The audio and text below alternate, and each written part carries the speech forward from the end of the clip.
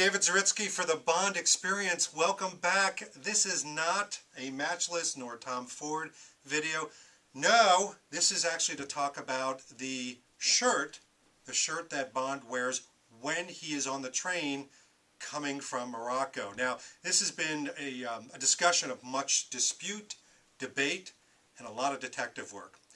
The reality is that we were able to find out from a very good source that Orlebar Brown, our good friends there that have supplied some of the other James Bond movies, some of the other merchandise, and have been really, really great supporters of the Bond fans out there. They're the ones that actually have their shirt in the movie, in the train scene. But there's a little wrinkle in all of this. We don't know which shirt it is. We do know that it's OB, Orlebar Brown, linen. That's it. That's where it stops. But there's good news. We have a lot of crazy, insane, tactical detectives out there that have been able to really condense it down to maybe 2, possibly 3. And our friends at Orlebar Brown, thank you Thomas, have been very good about figuring this out as well. And I'm wearing one of them. So the one that I'm wearing right here is the Morton. Now the Morton is made out of 100% linen. It's not only designed and sourced, but it's made in Europe. And you can see that I'm wearing it under the Matchless. One of the things that I do have to show you is in the movie, in one pivotal scene, you see the collar kind of peeking out. And that's because these have very, very short collars. So you see it kind of buffering out and coming out. The other thing that we see in the movie are these blue rubberized buttons. And the blue rubberized buttons do look darker than the shirt. So it certainly could be the Morton. And by the way, you'll notice little things like I'm wearing now Brunello pants, not Gap's slim fit, but Brunello pants. These are the fawn gray ones. Yay. Still looking for the right belt, but this is how he wears it. He wears it tucked in with a Brunello belt, Brunello pants, the same ones you see in the Tangier scenes, and quite frankly when he goes to meet Obenhauser. But one of the things that we need to talk about is we're not sure if it's this one. Now we think it is. Why? Because there's a certain thatching, there's a certain basket weaving that goes on in this shirt that we can see in the film, especially when we watched it in IMAX. However, Orlebar Brown even pointed out themselves that it could be this shirt as it falls off the hanger. Now this shirt is the Malone, as in Bugsy Malone. And this Malone shirt, if we come in a little bit closer, so this is also medium, the color sky, similar, but if you can see it and pick it up under this kind of extreme light, you'll notice that it doesn't have as much thatching. It has a little bit, but it doesn't have this crotch thatching that goes on back and forth as much. It's more of a solid look, and the buttons themselves blend in very well with the shirt. It's almost the same color as the shirt, whereas the shirt in the film, the buttons appear to be darker.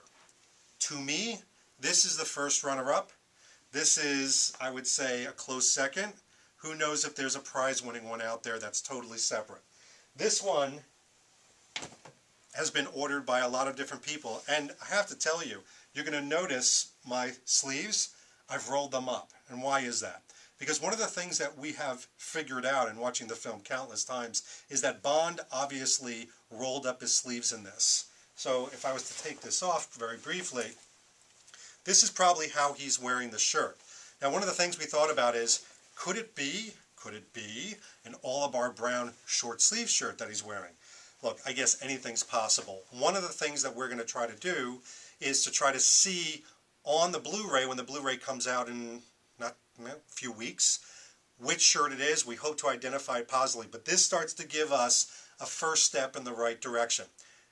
Now if you're going to buy this shirt's $275, that shirt's $195. I'm hoping you're buying this more than just rolling the dice that it could be the Bond shirt. You want it to have a nice linen shirt, and it is really well made. So let's take a look at what this looks like untucked and really up close. So here we have the shirt, and obviously this is the Morton tailored in medium sky. And one of the nice things you'll see is I purposely wanted to take it untucked and out of the jacket so you could see what it looks like. It has darting on the front, and it also has darting on the back. And what that does is it makes a really nice fitted look. It fits along the shoulders very well, fits along the chest, fits along the bottom here. It's a little long. Now, they do this because in a lot of cases these linen shirts are scalloped. You can see that kind of scallop look. That's so it's tucked in. But it's got a very nice fitted look. What's good about this is there are some linen shirts that if you go like this, it opens and pokes little holes and you see skin and hair coming out. Doesn't happen here. And of course, as we talked about before, the collars, they're pretty short. So some of the times they'll come flying out, but I like them a little bit shorter. The fabric itself, one of the things we talked about on this particular one is the thatching that goes back and forth. If you come in just a little bit, you'll see that there is a thatching that goes on here. A lot of different colors, probably 2 or 3 different color blues and some white that creates this basket weaving type of pattern. So you can see this is kind of how it looks like without the jacket. Most people during the summer will wear their linen shirts untucked, a little bit more relaxed, and let's face it, you're not just going to wear this as a Tangiers train outfit, so you want to get the most out of it. So there you have it. More details. Which one you pick, maybe both of them like I did. You can't lose. You're going to have a really nice linen shirt anyway, but you will probably have the correct train shirt that Bond wears. And you know, these things with the matchless and the Brunellos, they're fast becoming everybody's favorite outfit, other than certain holy grails that people are trying to clasp onto.